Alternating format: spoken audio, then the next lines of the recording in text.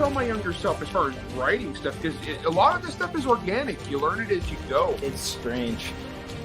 It's nothing I ever expected. I want to tell my stories by eliciting emotion in my audience. So it's an organic process. They sort of layer on top of each other. Each one makes the next layer more obvious to me. This whole thing could not have gone any smoother. I usually say squat only in groups of 3. I like the batches, like squat, squat, squat. Look, guys, this one's not going to be like normal. It's just not. Welcome to the Writer's Journey. I'm your host, Lauren Moore, and with me is the mellifluous Kayleen Williams. There's a big difference. It's like, are you talking or are you doing? What's happening here? We still have all the pets that think, oh, it's time to eat. It doesn't matter if it's 4 a.m. My name is Walt, and this is Coffee and Concepts on Keystroke Medium.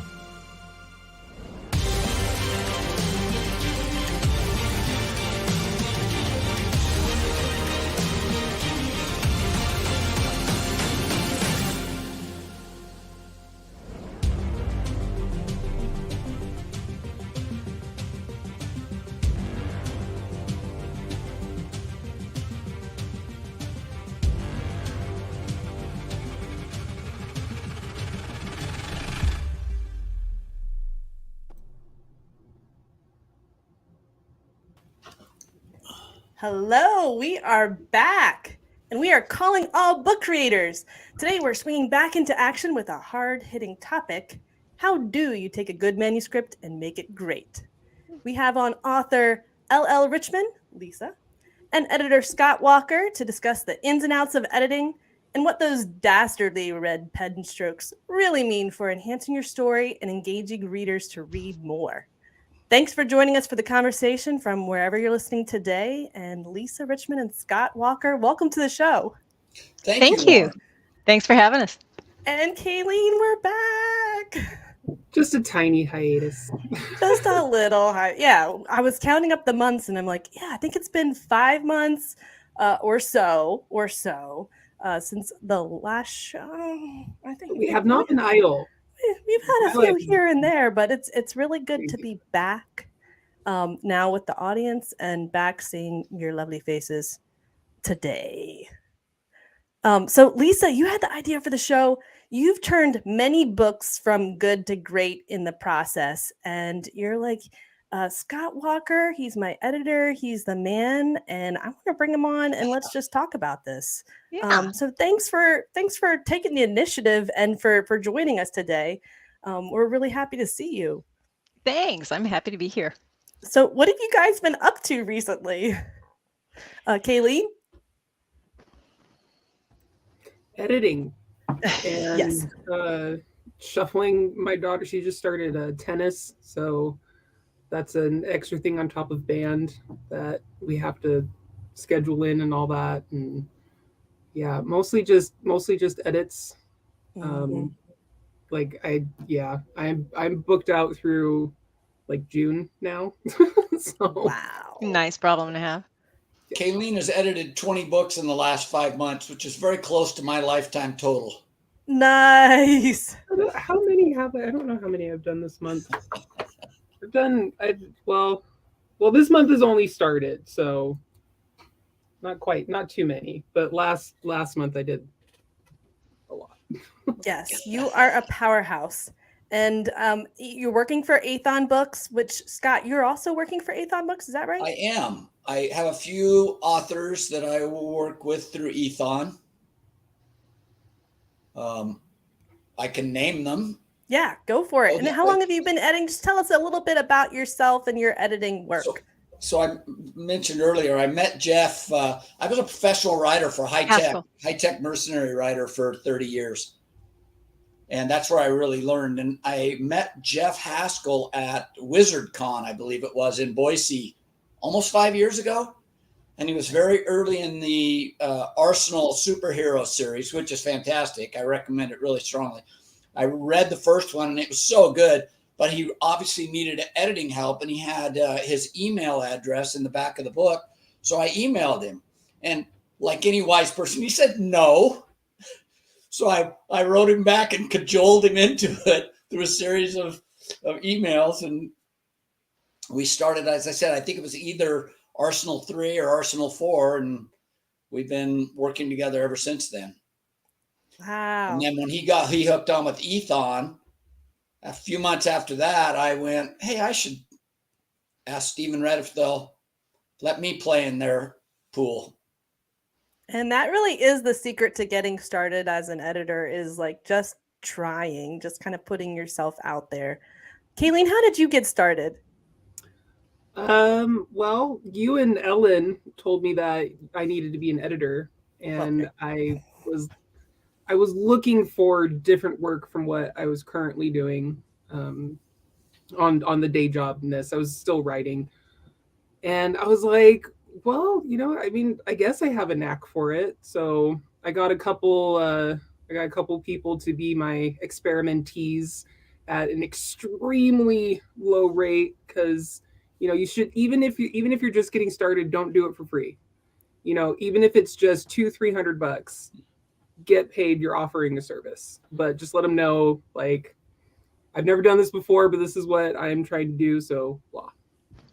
And then from there, everything has just been really word of mouth. And even through Athon, my Athon authors have sent, it's like, hey, I have a friend who's a writer, and I've shown them edits that you've done for me, and they really like it, and we're wondering if you had any openings. So just keep at it. I mean, that was like 4 years ago that I started. 3 years ago. Okay. 4 years. And 3 or 4 years ago. So it's taken, it took a couple years to get the train chugging, as it were. And now it's like all I do is edit words. Yes. And Lisa, that's not unlike getting started as a writer either, right? Like you just get going.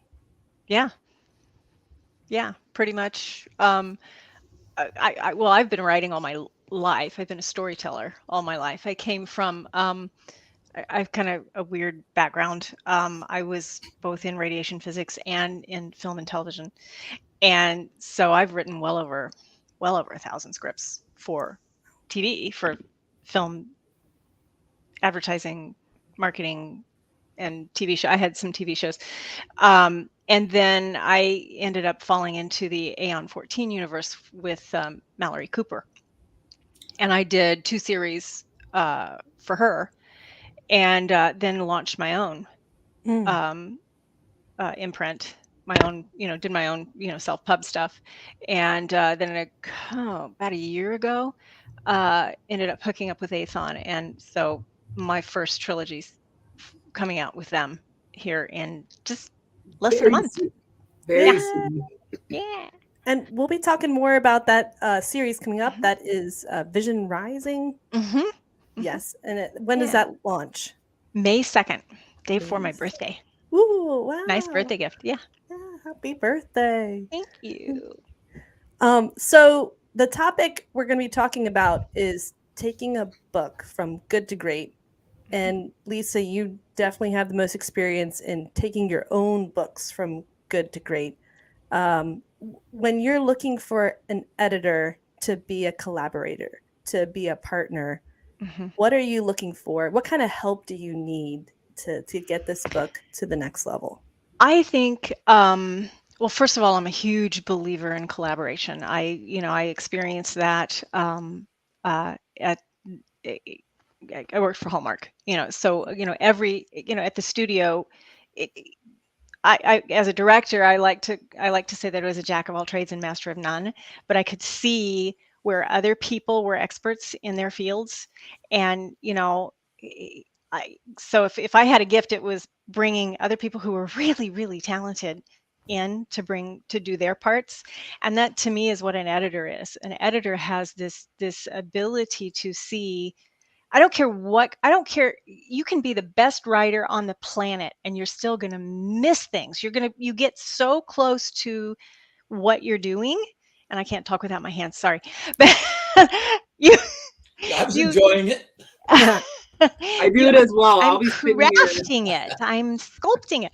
No, as you craft and sculpt your story, you get so into the weeds with it that you don't have, I'm also a pilot, so you can't get that flight level 30, the 30,000 foot view of it.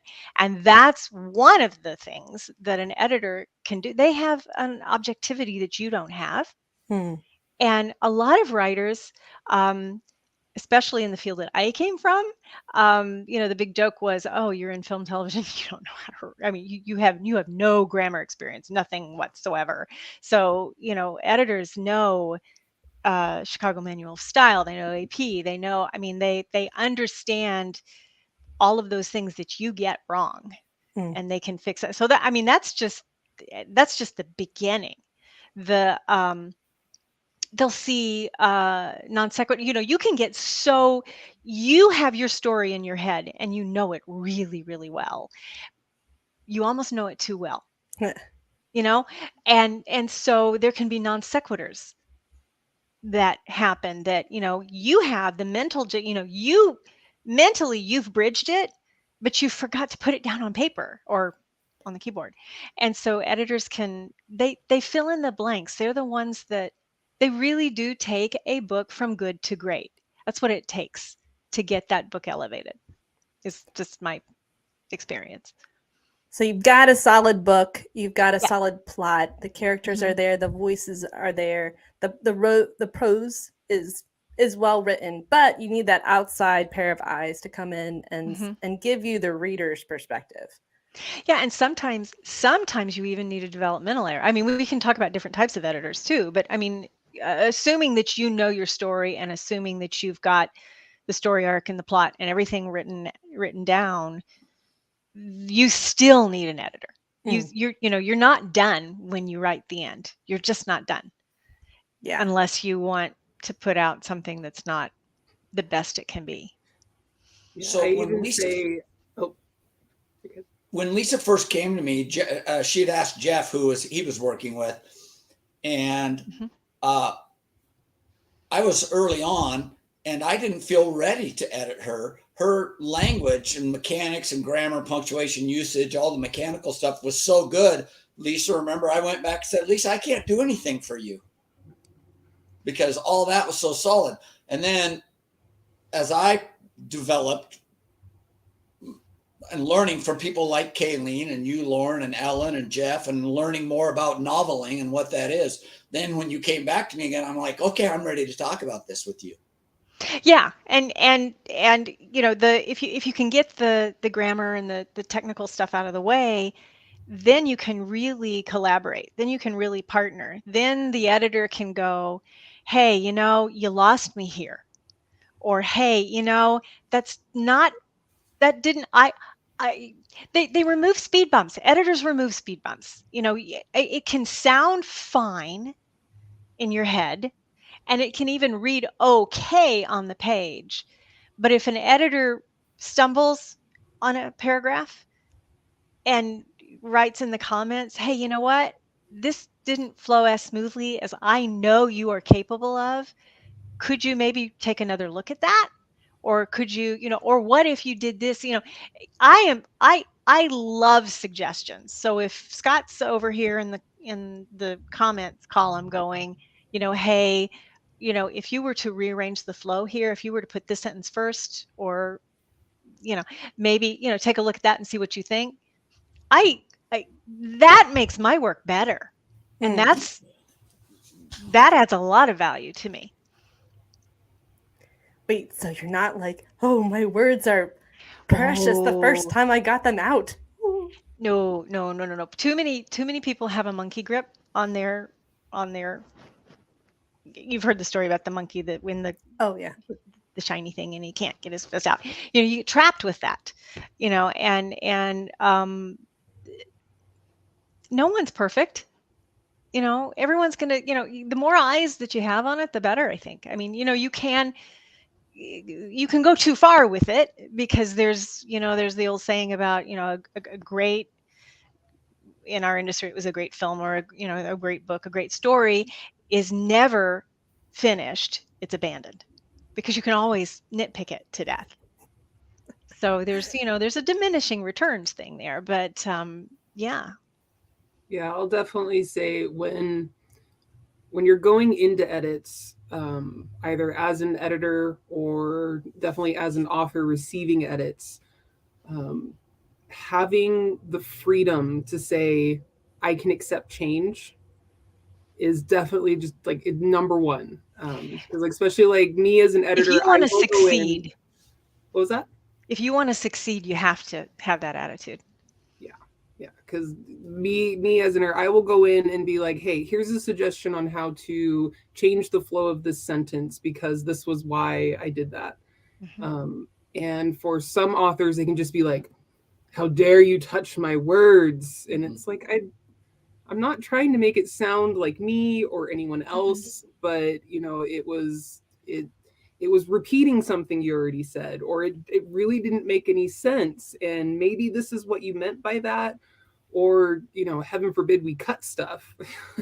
That could be a really tough thing for authors, but you definitely don't want anything that's going to like bog your story down. And getting it from good, that could be one thing that gets it from good to great, is you want all these things to go in, but you know, maybe a couple of these can come out so that the rest of the stuff has that room to shine and isn't getting bogged. You both brought up something that I have struggled with, and I've talked to Lisa and Jeff about it. I've talked to you about it, Kayleen. The difference between a correction and a suggestion. And you know that this writer is sitting out there and you're leaving these cryptic remarks for this poor soul who's trying to finish a book, and you're putting roadblocks in their way. And I try to really hard to mark, no, this is just a suggestion. Your sentence was right. It just didn't quite make sense. It was ambiguous. It was out of see something. Versus, no, this, you have to fix this. This is incorrect grammar. It's an actual error. How do you, I wish there was a better tool in Word, track changes, to differentiate those two types of comments, the required and the.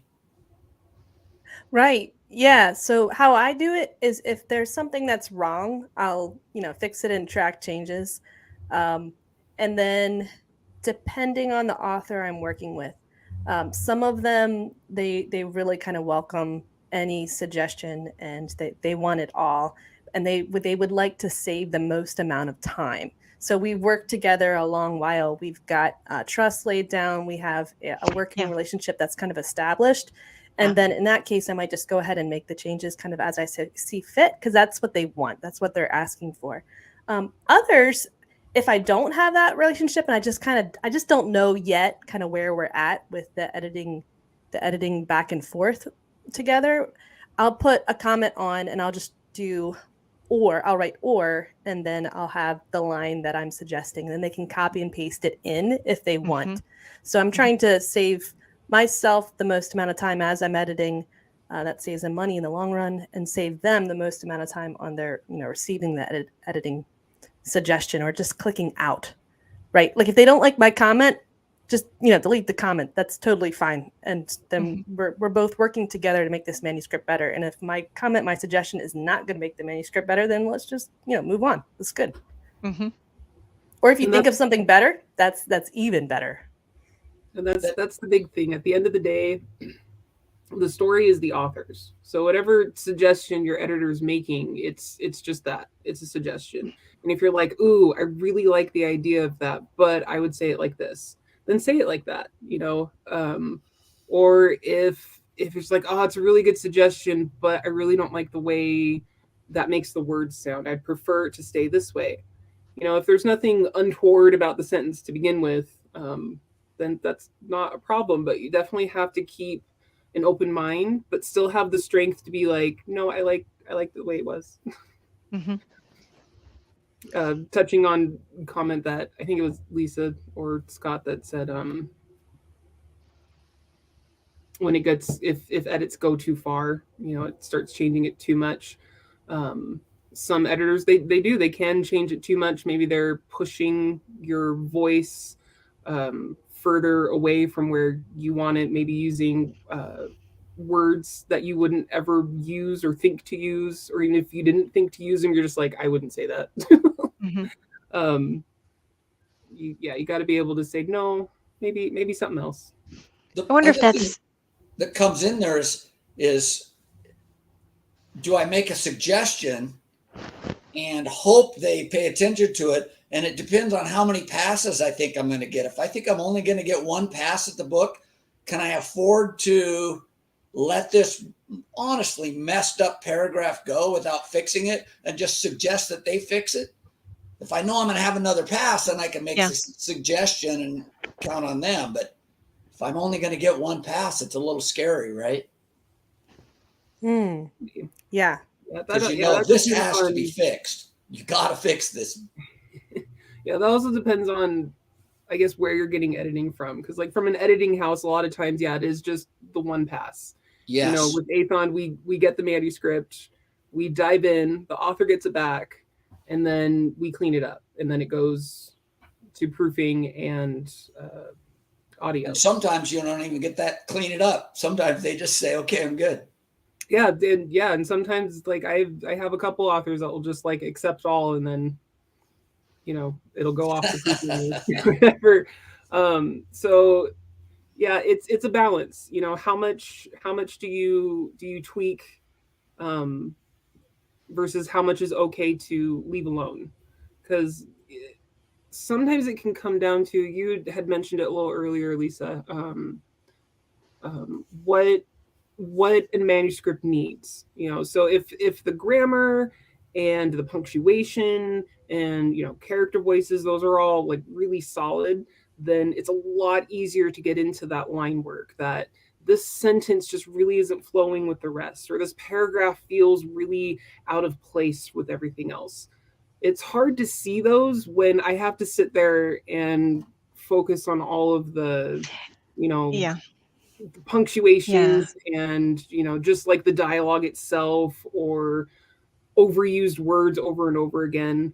If I'm just sitting there going through that pass, plucking out overused words and things like that, then sometimes the bigger stuff that could get nice and honed in, they get missed because there's only so much you can focus on at a time.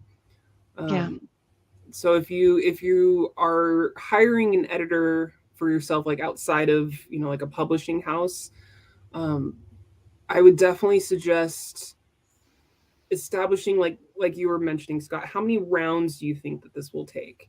Are you just doing a singular round where you go through and then I accept or reject and that's it? Are you going to take it back and read over it again and fix anything afterwards? Understanding like that depth of edit, which hopefully your editor will be knowledgeable enough to know going in if you need to do more than one like big round, so that you can really like hammer it down through those stages. Yeah, Lisa, what are those 3 kinds of editing, and how do you as an author figure out what does your book need and then communicate that to your editor? I think for me, I think this is part of this is part of a growing process that both editors and writers go through. The more as a writer grows and becomes more comfortable, because writing and editing both are, the more you exercise that muscle, the better you get at it. It's just like anything else. So if you want, as an indie writer, if you want the most bang for your buck with the editor, then learn your grammar, learn your, there are there's proof, there's proofwriting, there's proofreading and copy editing and line editing and kind of sometimes the lines blur between copy editing and line editing. Yeah, for sure. And then there's dev editing, which is developmental editing, which is where, wow, my story really needs help. It's just not coming together. So the better the writer gets, the more you can go more toward that really good line editing, which allows you to really, you guys to really shine and do, don't get bogged down into the proof, don't, if you get that tier taken care of as a writer, then you're getting more bang for your buck when you hire an editor, because they're serving you better. Their value is really there for you, if that makes sense. Yeah, so if your writing's pretty clean already, then they can kind of jump in. So with the developmental editing, just for people who are kind of new to it, developmental editing would be like looking at the story itself and seeing how the story's flowing. If you have an early reader reading the manuscript like a first draft, and they're doing a developmental edit, they might say the pacing's slow here, or this scene needs more tension, or this whole middle section could be cut out. So in a developmental edit, you might end up cutting out paragraphs or even pages. Chapters even, and rewriting those sections. So you don't want to get to the line and copy edit yet, because you might end up editing all of those pages and then deleting them anyway. Line would be if we're trying to make the writing stronger, we're trying to make the voice more clear. Copy would be fixing the grammar and the spelling, and then proof would be the whole book's completely finished. It's been through the editing process, and now we're picking up any like final typos. So later on, we can get that kind of cleaned up, but you don't want to end up doing editing work before the manuscript, before the story's set, because you might end up deleting a lot of that work later. And as a writer, if you're funding this, you're wasting your money. Right. Yeah. And yeah. So Lisa, when you take a look at a manuscript and you're ready to put forth that hard-earned money to get an editor, how do you decide what level of editing this book needs and how much to pay for? Well, the first thing I do, because I've done 22 books, is I go through, I have certain passes that I take through my books. I do a pass for, okay, is there any, because I have because my second career was in radiation physics, do I have too much geeky science in there, and does it slow it down? So I go through and I do my science pass, and I try to keep it from being too draggy. And I go through and I do my passive voice pass. He saw, she thought, anything that removes the direct action, and removes the reader from the very present part of the know, see, saw. All of that. Yes, those things. Filtering. Exactly. So, and then I do an emotion pass too. I go through and I think, okay, these are all my characters. Are they feeling enough? Are they thinking enough? Because a lot of people do a lot of stage direction. And so, okay, instead of him, and Scott's going to go, yeah, Lisa, you do that. His brows drew together in a frown. Okay, where they're, instead of a physical stage direction, what was he thinking? What caused, what was, what caused that physical action? That might be a better thing to put in there. So, you can help yourself by doing all those passes. And then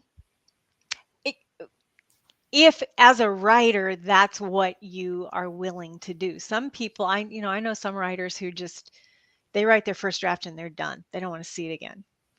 And so, okay, well, then if you're that kind of a person, then just realize, okay, I'm going to need to have an editor who is going to have to do multiple passes to get it to a certain level. If I'm an indie writer and I want it to be kind of better than minimum viable product, if I want it to, to really do its best in the, as a book for sale out there. Now that changes if you're, contracted with a publisher, because then, that's a whole different ball of wax, and you've got editors that you got to make them happy. Right, you got to make them happy, and you've got editors that you're assigned. And then, in some cases, you've got writers who are just like, okay, first draft, I've given it to, I've met my commitment to my publisher, and they can handle it and they can take it from there. So there, you've got as many different types of writers as you have editors, I think. And so the trick is to find, one of the tricks is to figure out who you sync with, and who you work best with. and what you're does your writing style and you as a person, your personality, does it mesh well with the editor? That Ellen once compared it to pouring pancakes. Like, you just got to keep trying sometimes until you get the right pour, and then you got it set. Sometimes you just got to keep trying with different editors and keep trying different relationship styles until you get one that's good, and then you're like, oh, okay, we're set. Let's keep going. So Scott, I gotta say, I just gotta say one thing that I have loved, because Scott's edited books. I've had a guy named Robert edit books for me with Avon, and I've had Jen McDonald edit books for me with Mallory. And one of the things that I, as a writer, love is if something I've written makes you laugh or makes you go, oh crap, that was, I can't believe you did this, or those comments are gold. I love coming through an edit and seeing, okay, if I've evoked a reaction out of the editor too, that's good. That's what, that's validation. It's what you're going for. Yeah. So what you did there in that scene worked, and that's the kind of thing you're like, I'm going to keep doing this. That worked. Yeah. Lisa has really impressed me a few times. I've really challenged her to bump up. For me, action adventure, science fiction, it's really about those highlight moments. And you as an author, you've worked so hard to put together the characters in the situation, and you reach this moment, and I want to see you milk it, right? Really squeeze all the juice out of it right there. And I've worked with Lisa on that. He's said that a couple of times, and I appreciate it because I never know, am I being too over? I don't want to jump the shark, So having that kind of feedback from an editor is fantastic. So Scott, how do you do that when you get the manuscript on your side? How do you start reading that manuscript and figure out what the manuscript needs to get to the next level and how you can help them get there? So Kayleen brought up a lot of it. There is the peeling the onion thing. Am I dealing with basic punctuation and grammar? Or as with Lisa, am I moving past that level and going into a deeper analysis of how things are being said and the sequence they're being said? And are you taking advantage of, I really see this so much. So many writers, they do this beautiful job of putting things together. Then they know the story so well. I think they think the reader sees this deep emotion, but they didn't put it on the paper. Oh. It's like, no, just be over the top, ham-fisted right here. You can afford it right here. You can't in the rest of the book, but right here, you earned it. So use it, right? I love that. You've earned it. Yes, you have earned it. You've put those characters together in that situation. You spent a lot of pages and effort doing it, right? So and Gandalf says, you shall not pass, right? And sometimes you can. So what are those cases where an author can kind of break the rules a little bit or be more ham-fisted? Like, what do you mean by that? How can you take that one particular scene to the next level? I don't have a technical answer. I'm a very emotional reader. I've been reading comic books since I was 10 and I read Stranger in a Strange Land when I was 12 years old and warped my mind permanently, Heinlein's.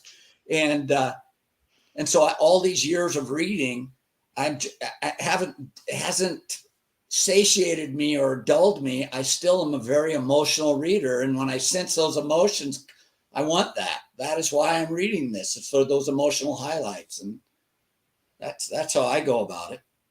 Kayleen, you're like a wizard with this. We've worked together in the past, and you've helped me to kind of look at my manuscript and bring out the emotion too. And I know that's something that you really think about when you're, kind of approaching a manuscript is the emotional experience of the reader and connecting with the characters. So how do you kind of like heighten tension or bring the emotion out or make the excitement there? How do you do it? So it really depends on the author. And what kind of language they're using, because everyone has their own, level of language. But a lot of times it's like what Lisa touched on. If you're saying he paused, then said, I don't care that he paused.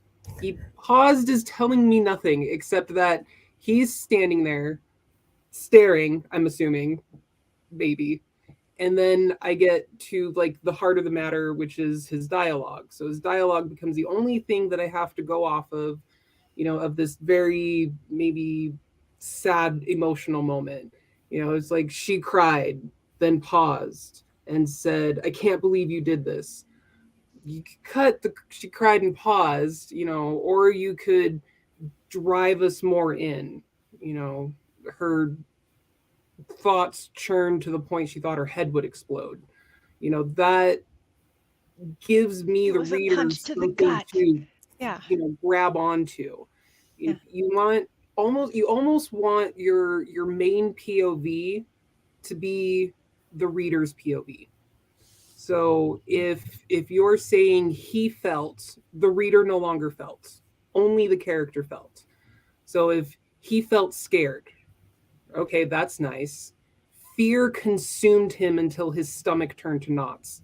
Oh man, God, that does not sound happiness at all. So the reader can now feed off of that. They can instill that emotion in themselves as they're reading, which then brings the emotion of your characters into, God, this hair, into your reader's mind as they're imagining it, and it becomes more real. So if you keep putting in the pauses, the felts, the saws, the knows, the news, then only the characters see, saw, felt, knew, know. And you just got to take it back a little bit to insert almost the reader into the character's shoes. How would you truly feel that?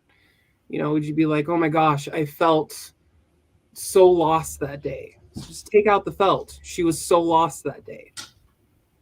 And it just, it takes away that veil. It's just this thin little misty thing that keeps everything just a little bit away. Distances you.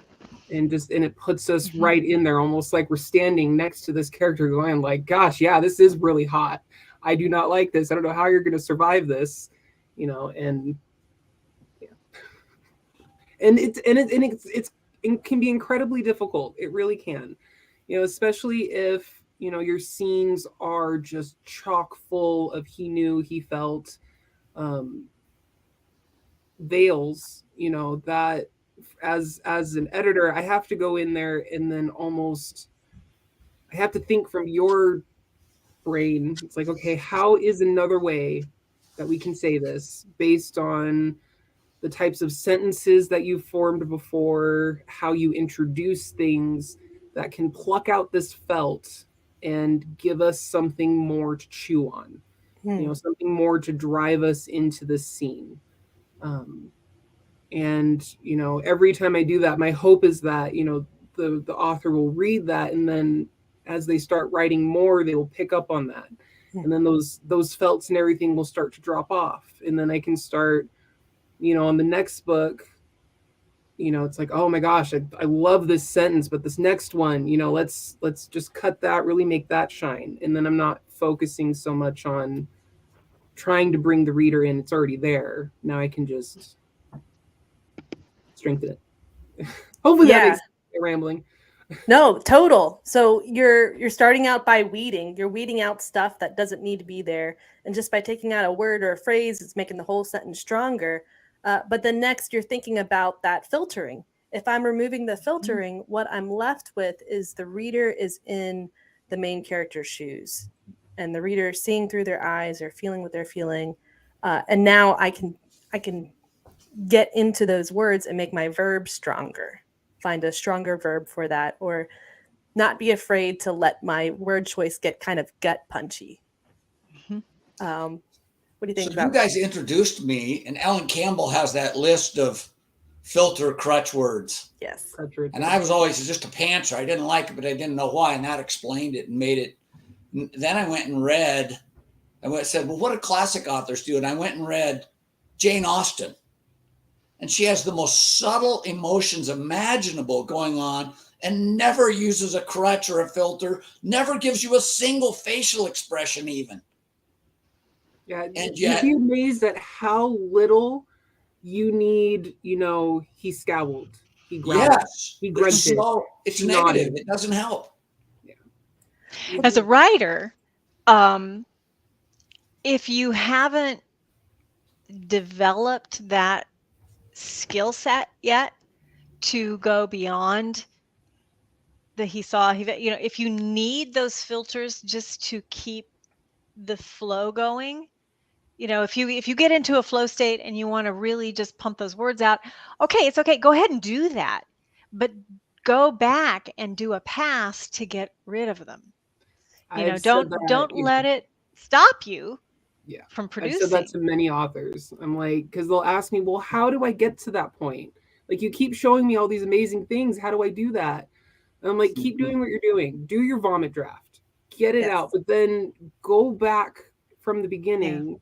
And all of these comments I've left, keep in the back of your mind. Now you're separated from, you know, oh, I got this great story and I can't wait and it's going to be amazing and dragons here and fairies there and spaceship pew-pews and all the things. And now you can go and, okay, it's like, okay, what does my character need?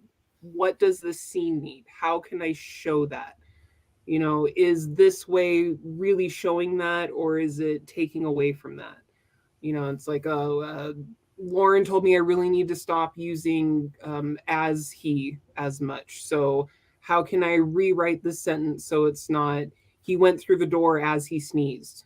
Mm-hmm. Do I need to write that he went through the door? Do I need to tell everyone that he sneezed? You know, ask yourself those questions after you get it vomited. Because you definitely don't want to break that flow. You know, you got to get everything out and then you can pick through and start leaving. Yeah. Yeah, you those words end up doing something that you don't want them to do, and that is to pull the action. It dampens the action. And you want, if you're writing any kind of action at all, it doesn't even have to be action. It can be, if you want to evoke some sort of emotion, you want the kind of reviews. I had a review once where a guy wrote and said, I got so mad at this bad guy in this story that you wrote. I threw my Kindle across the room.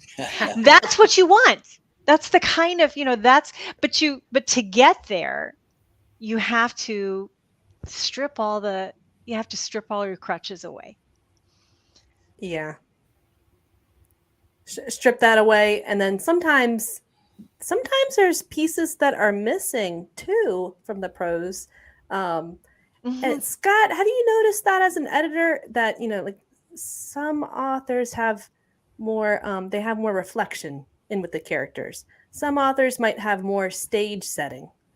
Some authors might have more active action scenes and like action descriptions and stuff. And then some authors, they've just been doing it for so long that they've kind of got it all. They're kind of the complete package. But we all need that outside pair of eyes to say, hey, something was missing here. How do you pick up on what's missing? The secret little ingredient here and there, just here and there, that a book needs. So I'll go back and repeat. I really read emotionally, and so when something, and we didn't use the word earlier, but that the fictional dream, right? And when I'm reading along and I stub my toe, I'm at a full stop. I'm like, no, you cannot do this. You knocked me out. You've worked so hard to get me here, and now you throw some stupid thing in, a stupid trite line of dialogue or a ham-fisted description. Or whatever it is, and you've thrown me out of the fictional dream. I had to reread that line. If I have to reread the line, that's a fail, right? I'm like, that is the last thing you want as a reader, having to reread something, because now they're aware that they're reading, right? Yeah. And that's how I approach it. It's just me. I'm just reading it, and I didn't like it. And then I have to go back and analyze why. And that's your toolkit, right? And as I mentioned, my toolkit has expanded so much, just meeting you guys and being on Keystroke Medium and watching Brandon Sanderson's videos and things that I had as kind of inner feelings. Then when you can put a name to them, it really helps you. Like, oh, that's a crutch filter there. Or, right, those kinds of things, or an action tag or stage directions. And having those, and you go then reply your mechanics and go, okay, mechanical, what went wrong? Why did I go sideways there when I was trying to read that? Yeah, so you're kind of like looking to see where you're snapped out of it a little bit, and then just throw a comment on there. Yep, I'm like this, and like I said, I may specifically see why a lot of times now, especially knowing what some of these mechanics are and what the most common errors are. You look for those. And then Lisa, what about on your end? Have you had any editors who've helped you develop your writing style, like to see where there's pieces that are missing that could be added in? I don't know that this is a pieces that are missing that could be added in, but when you first said that, the thing that popped into my head was just one little thing that Jen McDonald does that I love, which is, you don't realize how many times you repeat a word in proximity. Yeah. You could just recently. Yeah. So she'll just highlight them, and in the comments section, she'll do X1, and then the next one is X2, X3, X4. And if you get to X7, you really have them wrong. You've been abusing it. But and I think I've gotten a 5 before, but it really made me aware of how those things can be a stumbling block too. What was the question again? Oh, squirrel. Okay, so I've only written a couple manuscripts, but sometimes I'm looking at my chapter and I'm going, it just doesn't sound very booky. Like there's something about this prose here that's kind of falling short. And I, as the author, am not sure how it's falling short, but it doesn't feel like a real published novel yet. There's something in the prose that's missing. And occasionally I'll throw it to an editor, I'll throw it to someone else, and they'll point out what is missing. And then I can start to learn from that and kind of add it to my style. So I didn't know if maybe in your history of, in your writer's journey, if there was a point where someone kind of helped you along in that way and then kind of like pointed out, it was probably early on when you were like learning to write, if there had been anything. Maybe it was with the science stuff. For me, it would be getting good science, but for you, it could be like learning to put it in layman's terms or something. Yes. And I think for me, it was, I think in both cases, where it just doesn't seem very booky, or, maybe it's too sciencey and it doesn't flow well. In both cases, sometimes it takes going back and rewriting it. Sometimes it takes taking a break from it and continuing on with the rest of the manuscript and just kind of putting a bookmark in that part of the manuscript, knowing, okay, I got to go back and look at it. And sometimes all it takes is time, to separate yourself from it and to come back and go, okay, now I'm looking at it with fresh eyes, and yeah, it's a little awkward, or it's a little plain even. I have another tool that I use is we have a mastermind group of about 9 authors. That what we did was we were very mindful of how we developed this group. We chose people who were all of the same genre and all in the same or very close to positions in our places in our career. So we were similar, very, very similar. And so we will bounce those things off of each other. Hey, this just doesn't feel right. I have a mental block here. Can you help me overcome that? Sometimes I think we can all get there, but sometimes that's the hard route. And sometimes just tossing it to someone else. I've written entire science. I wrote a techno thriller that's out with an agent right now. And I wrote this whole science chapter and knew that it was dragging the story down. And I knew the more I had to get it out though. I had to have that ugly ugly, and some drafts are ugly, guys, and it's okay. That I had to have that ugly first draft of that chapter, and I had to go back and I had to look at it. And then I had to go, okay, if I were to explain that to someone else, sometimes just talking it through helps. If I had to explain that to someone else, how would I say it? And then I read it through, and then I put it aside and I rewrote it, and I rewrote it simpler. And so sometimes those are the techniques that have worked for me.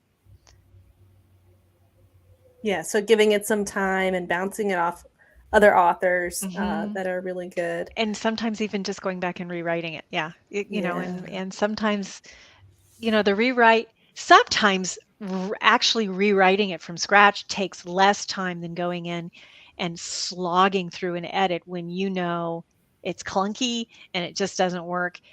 If you read through it and it's not booky, start with a fresh page and just see what happens. Just go for it. Yeah. Yeah. Well, speaking about going for it, we've all been waiting for a read to hear more about this Vision Rising. Vision Rising is a trilogy, and it's going to be rapid released. Book 1 is May 2nd, book 2 is June 6th, and book 3 is July 4th. And it's all about, I write, all of my books are science fiction thrillers. They're military science fiction thrillers, and they're kind of, Marlowe says that my writing style is really, really overlaps with Brad Thor. So I've kind of got that really fast-paced, short, 1,500 word chapters kind of thing going on. And at the end of every chapter, I want to leave, a tiny little hook to make people just one more page, just turn it. And so Vision Rising is in that same vein. It's about a small mission unit. It's like, okay, if you were to have Delta Force in the future, and if you were to have DARPA in the future, 100 years in the future, what would they look like? And that's what these Saber squadrons and I took Area 51 and created the dome on Ganymede, and so all sorts of cool stuff happens there. And Joe basically he's on just an exercise, a training exercise, and it goes wrong, and he goes blind. And he's like, I'm gonna stop you, not because I don't want to hear it, but I'm gonna read your blurb. Okay. And then I want you to continue what you're saying, because it's I always love the light in the author's eyes when they're just so excited to talk about their story. So I'm gonna read your little spotlight so everyone can get a link to it. Okay. And then I want you to awesome. So don't lose your thought. Okay. All right. This week's spotlight is on, as we were just discussing, Vision Rising by L L Richman. A lone soldier is gifted the power to save humanity. When a training exercise at a classified research facility goes awry, Joe Kovacs loses much more than his eyesight. He loses his career. He can't lead one of the military's top spec ops teams if he can't see. A decision with consequences. Joe's only shot at getting his life back lies in the hands of an anonymous shadow scientist. The offer is risky, an experimental implant that may or may not work. He jumps at the chance, but quickly learns the device does more than restore his sight, much more. And there's no going back. Joe begins seeing strange flashes, ghosts of images overlaid atop his own vision, actions he could have taken but didn't. Worse, the visions are increasing in scope and frequency. Believing he's going mad, he confronts the scientist, only to discover the implant's shocking origin. Nothing is as it seems, and all the possible futures Joe can now see point to a system-wide conspiracy that will shift the balance of power for hundreds of years. Joe's visions hold the key to stopping it, if he can learn to control them in time. Don't miss exciting new military science fiction series that will make you not only question just what it means to be human, but also if there is ever a right side. It's perfect for fans of Halo, Rick Partlow's Drop Trooper, Jeffrey H. Haskell's Grimm's War, and Joshua Dazel's Blackfeet Saga. Click Buy now. Well, pre-order. Woohoo! Okay. So with that, please continue. I think someone called it once. What would happen if Doc Strange met Stargate SG-1? I don't know, Scott, if you would agree with that. Wow. It has. I will say this. It has one of. I've been reading, like I said, I've been reading sci-fi for 55 years now, and it has one of the coolest twists I've ever read in any sci-fi novel. In that last, it's a really incredible concept. I'm not going to tell you what it is because it's a spoiler. It's really You can't spoil. Not something like that. But yeah, I read this and I was just like, ooh, well that has all sorts of fun possibilities. Yes, in it. Yeah. It does. And Lisa lands on the best one. It's really great. Is this going to be out on Audible? I think it is. Yes. Well, yeah. Actually, yes, it is. I'm not sure when, but I was told by Athon that I was given the name of the narrator, and I can't remember who he is. But they always get someone really they said good, though. He's really awesome. Yeah. They said he was really awesome. They are next level with the. I knew it was through Athon, and I knew they do an excellent job every time. That's why I was like, when is this coming out? It will be on Audible too. Yeah, definitely. Yeah. Yay. Yeah. Well, we have a bunch of questions and not much time to get to them. So shall we? Sure. Kit asks, do authors who have been with critique groups accept edits more easily, do you think? Okay. Are you talking about a critique group, like a local crit group, or that's a loaded question, because I've know some authors who have had really, really bad experiences with local critique groups where it's almost like they feel like as they read pieces to the local people, that's like everyone just gloms on and attacks. Yeah, that's not a collaboration, and that's not healthy. And if you experience that, don't ever go back. Sorry. So, yeah, I've had authors say I could never co-write because I've been in a critique group, and also they're scarred. That shouldn't happen. I'm kind of careful about editing too, like editors that they want to work with, because they want to work with someone who's going to be a little more hands off and I guess respectful of their creative property. And with finding editors, I wanted to make sure to mention, because I see this a lot where they're purchasing edits, they've given their money, the editor's returning, and they're just like, this isn't what I was expecting. And get a sample, 1,000 words.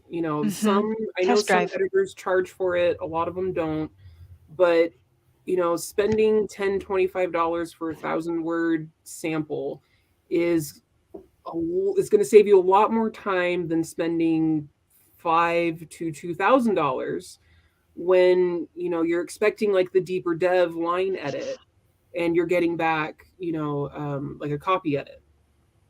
So if you at least can get a sample, then you can get a feel for what sorts of comments and how the editor comments, what sorts of edits that they're seeing, in your writing. And then, you can ask an editor, oh, well, can I get examples of your work? Like, what books have you edited?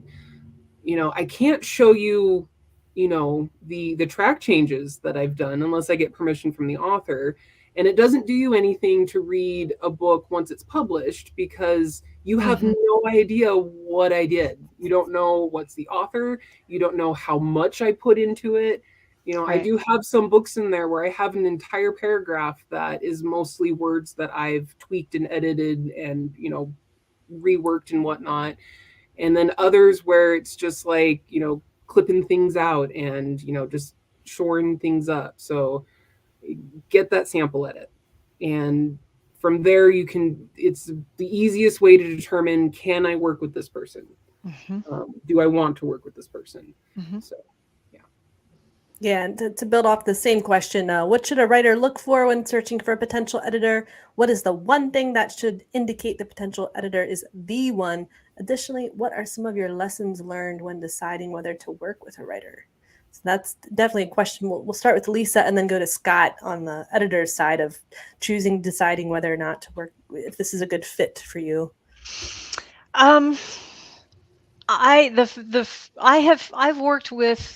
I've done exactly what Kayleen suggested and sent out a first chapter to different editors. And some people, it became very clear to me that they were a little more crit group and not collaborative. And so you'll be able to tell. And I think sometimes, writers and editors both, especially when they're new, they either don't try hard enough or they try too hard. And if they try too hard, they can come on too strong. So it's not that the editor is necessarily bad by any means. It's just that they aren't a good fit for you. So I would definitely try them out. Yeah, and we have editors in the audience too, and people who are, would like to be an editor. So we're probably listening to this conversation thinking like, how can I improve? How can I be a better editor? If you're trying to be an editor and you haven't yet, and you aren't even, and don't shoot, Lauren and Kayleen may tell me, no, this isn't the right way to go. But one possible way to go is to ask to be an alpha reader for a writer and learn that way. If you're really, really starting at the very beginning. And sometimes being an alpha reader for a more experienced writer can be a good thing too. Instead of, I don't know if, there are lots, there's as many different paths of going and growing as there are people in the world. And, you can both start from the very beginning writer, beginning editor, and grow together, or you can, new writer, experienced editor, new editor, experienced writer. So there's no really wrong way to do it, I don't think. Yeah, communication, just number one. Just, if you're the author and you're like, hey, I love all the stuff that you're doing here, but I really don't like these sorts of words that you're adding in. Yeah. And, it's like, okay, so you don't like this one particular word, no problem. Like you can absolutely say that. I'll make a little note of that and be sure not to suggest that word again. So communication is hugely key. And then Scott, what about you on your side? So as an editor looking for authors that you'd like to work with, or when they approach you for a job, like how can you tell that this will be a good working relationship? Or, you've already working with someone, how do you work through any like little speed bumps that can come up in the relationship to make it stronger? So I don't do it for a living, right? So I can be more, selective about who I work with. And I've had writers come to me who write in a very ornate style, and it may be beautiful, but I'm like, I can't edit that. I'm of the plain and simple style. And there's just nothing I can say to you. Every sentence I read of yours, I would edit every single sentence. I just cannot edit you. I'm sorry. That's the best example I have of that. Other times, maybe it's, almost, I don't want to say it gets personal, but they may be writing about something or saying something. And I'm not interested in helping you say that. Right. The things you're talking about, the underlying philosophy. There's another big one I have. This is my pet peeve, is maximum capacity. That's a term I learned from a book that I read. And it's the idea that your plot is driven by your characters doing stupid things. And I mention always the example is that insurance commercial where the kids are running from the chainsaw guy and the girl says, oh, let's get in the running car. And somebody else says, no, are you crazy? Let's go hide in the tool shed. And behind all the chainsaws. Yeah. Yeah. And if you're going to write that kind of book, I'm just not going to edit you. I'm not having it. Yeah, so kind of like know your limitations on that and say, hey, do this a better way. And if they agree, okay, then we can go forward. But if they say, no, I really like that, I'm like, yeah, I'm not the right guy for you. Yeah, Kayleen and I, we probably have different stories. I know that I've got lines that I would rather not cross as an editor. I don't like to edit erotica kind of thing and steamy romances. There are some political and religious points of view that I don't want to support that camp, I guess. Mm-hmm.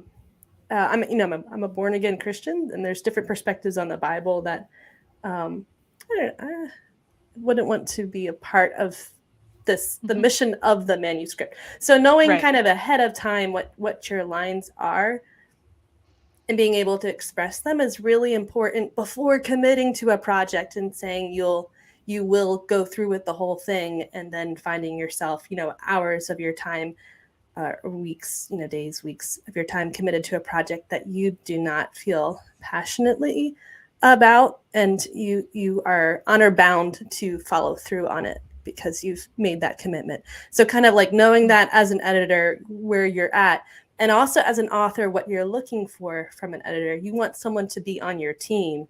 You want someone to be making this manuscript stronger. And and sometimes the editor and author can have different points of view about the topic, and that's okay too. Just because someone doesn't have your same point of view doesn't mean they cannot be on the same team with the making the manuscript better, making it stronger, making its point more clear. By no means do you have to be of the same view of whatever the book's topic to make that book stronger. So know your limits and clearly communicate them on the outset. That makes sense. Agreed. Yes. Thank you. Absolutely. All and right. I think the only other thing I would say is one of the things that there are outside the box solutions too that you can come to, that the writer and that the editor can help the writer find solutions for. So I don't know where I'm going with this. Never mind.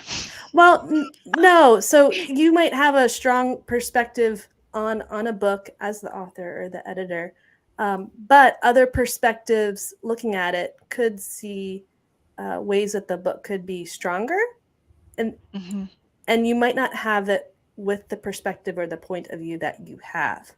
Right. Sometimes someone coming at it from a completely different angle may see something that you kind of missed, and can lend that perspective. And just in thinking through and kind of chewing through that perspective, you might come up with something even better for that page. Right. To make your book stronger. Right. In my case, what I did because I'm a geek and I worked in physics and I like science, I ended up pulling a lot of the science out of the books and putting it in the afterword. What's science and what's fiction? So if you really, really like that geeky stuff, okay, stick around to the end and read it all. But it doesn't bog the story down.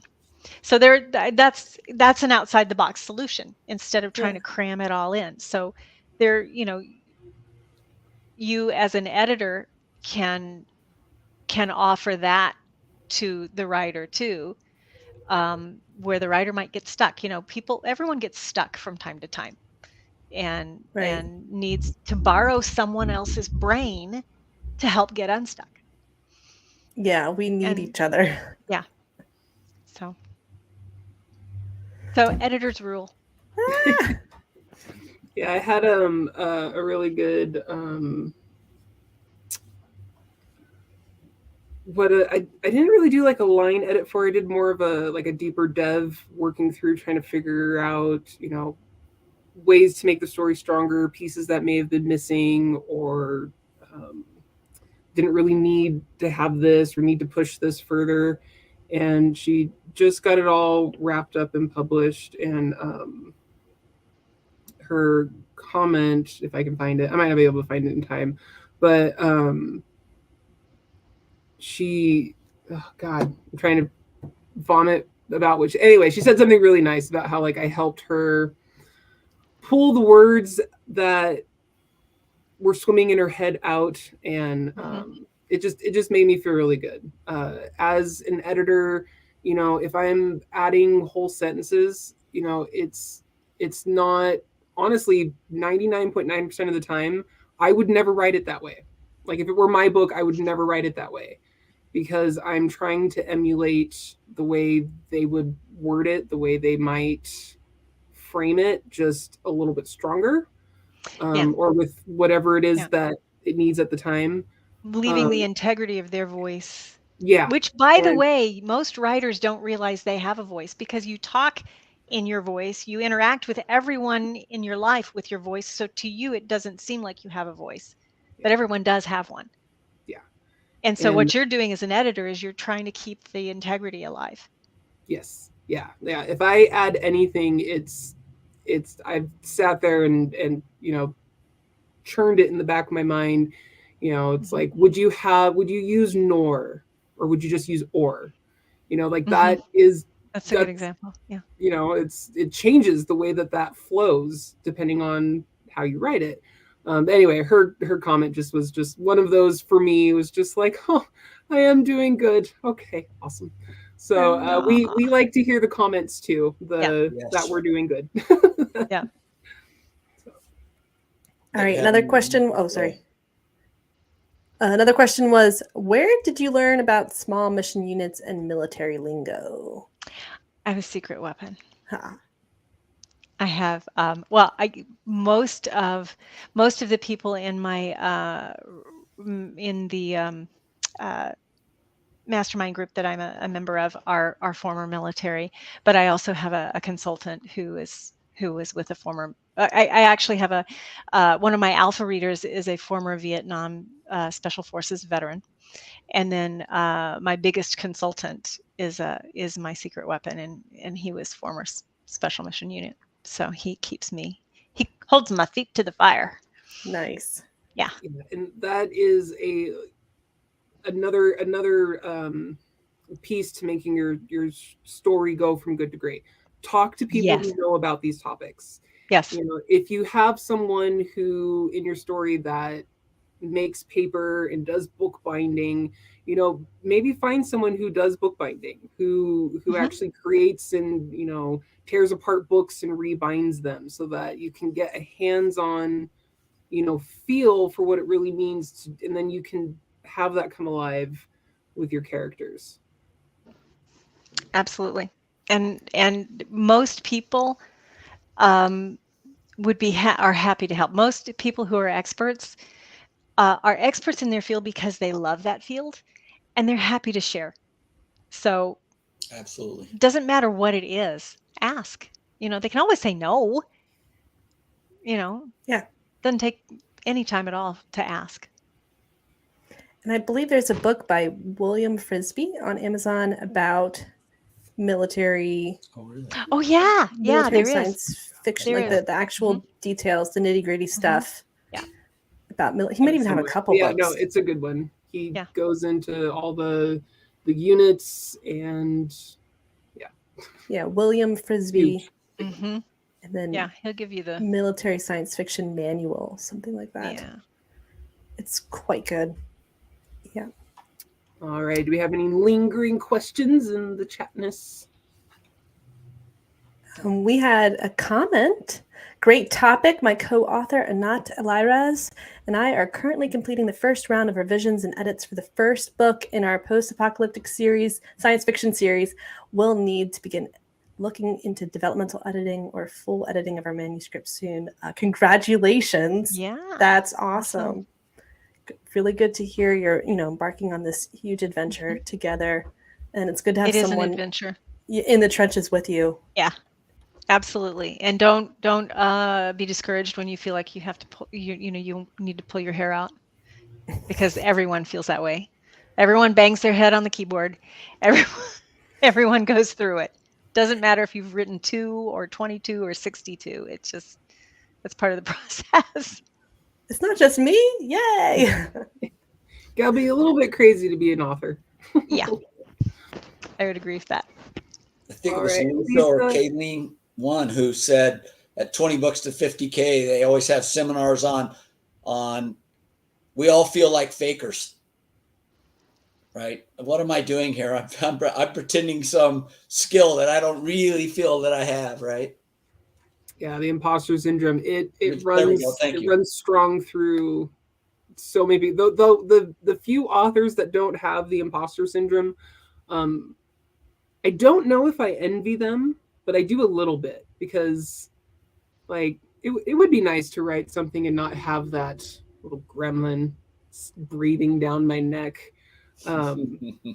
But you know, if you do have the imposter syndrome, if you are sitting there writing and you're telling yourself, this is horrible, I'm not anywhere near as good as X, Y, and Z authors, no one's reading my book, maybe it's just not good enough, try your hardest to quell that little demon. Yes. Because, you know, a lot of success really does have to do with the stars aligning and the right reader picking it up and sharing it, or, you know, sometimes it could do with, you know, how it's written. It just needs to be cleaned up and strengthened. But just don't give up. Yeah. Just keep on, you know, as Dory says from the Fish movie, just keep on swimming. Keep swimming. And ultimately, you know, the careers that we have chosen, this is a part of life that there is no objectivity here. There is no right. There is no wrong. It's personal preference. And so if you like it and someone else doesn't, it's not worth the comparison. It's not worth wasting your energy on comparison. Every time I think about it, I remember Hot Tub Time Machine got funding and keep going. Yes. This is true. Yes. Yeah. There's a lot of stories out there that have been put on television, that have been put into movies, that have had Cocaine Bear. Yeah, Cocaine Bear, like all sorts of different things. Yeah. So wacky stuff. You know, your stories are going to find their place eventually. You'll find your tribe. Yeah, you'll find your tribe. And one of the biggest things for me is don't get stuck on the one story. You know, if you've written it, you've published it, you've finished, if it's a trilogy, you've done the 3 books, you know, start a new story. You know, it's going to, hopefully, I'm not going to say it will, because you never know with life. You know, some people will just put up the pen, or they just really only ever sell 100 copies in their career. But you'll, just like with the no, like if you don't ask, the answer will always be no. So if you don't try, then it never will happen. So are you enjoying it? Yeah. Are you enjoying it? It's all a process. And just because you have a bad situation with one editor or one critique group, that doesn't mean they're all bad. Yeah. You may have just not had the right editor, you know, just like not all friend groups get along. Not all editors are going to be perfect for you. So definitely have the bravery to try again, because your words deserve to go from good to great. And we want to see everyone's words be great. Alrighty, Lisa, Scott, thank you so much for coming on and bringing Lauren and I out of our very busy hiatus. I wish I could say I've been sipping pina coladas and getting lost in the sun, but I've not. I've been here. Yeah, we're like at our laptops. Yeah, editing away. Everyone's got deadlines. Yeah, it was so much fun. Thank you so much for doing this. Thank you. Absolutely, and very much. I look forward to seeing that next book of yours, Lisa. Any minute, any day. I'm hoping to get it done this weekend. Back to work, you. Yes, sir. Alrighty. Well, it has been a hot minute since I've done this.